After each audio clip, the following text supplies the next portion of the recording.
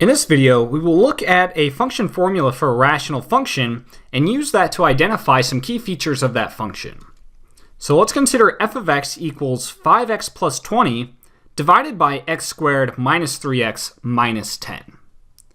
Let's start by writing this function in factored form, so we have two different ways of looking at this thing. So the numerator can be written as, we can factor out a 5 and then write this as 5 times x plus 4.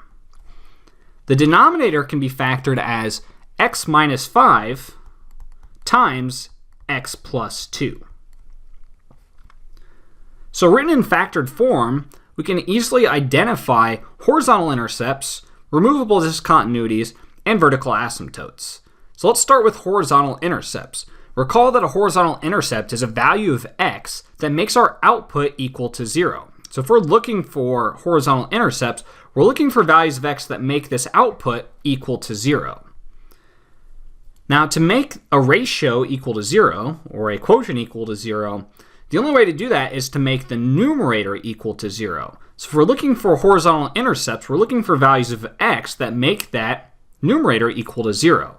And we see that the only value of x that makes that expression equal to 0 is x equals negative 4.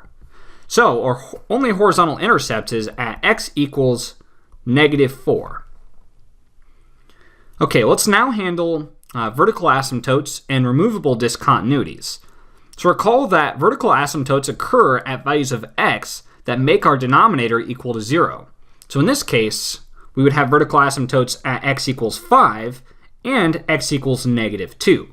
But remember that we have to be a little careful and make sure those two values of x do not also make our numerator equal to 0. So if we plug in 5 up in the numerator, it does not make that equal to 0. If we plug in negative 2 in the numerator, it also doesn't make the numerator equal to 0. So both 5 and negative 2 are vertical asymptotes. So we have vertical asymptote at x equals negative 2 as well as x equals 5.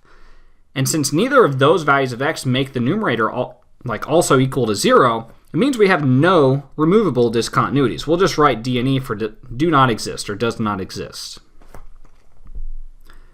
Now let's look at the vertical intercept. Recall that the vertical intercept is the output value when the input is equal to 0. So to find the vertical intercept, we can always just evaluate our function at 0. So f of 0 is equal to, if we plug this in, 20 divided by a negative 10, which equals negative 2. So negative 2 is our vertical intercept. Now, when looking at the end behavior of a rational function, the standard form is actually a little more useful.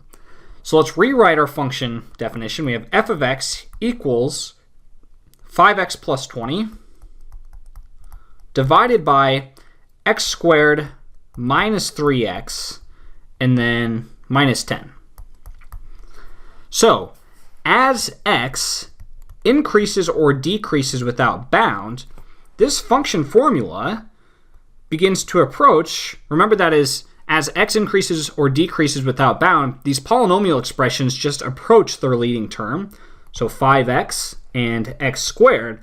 So the output of this function approaches 5x divided by x squared, and that's equal to 5 divided by x. Now, as x increases or decreases without bound, if we pick really large values of x, 5 divided by x is going to be an increasingly small number. It's going to get closer and closer to 0. So 5 divided by x actually approaches 0. So we could rewrite this as x increases or decreases without bound, f of x approaches 0. And that describes the end behavior for this rational function.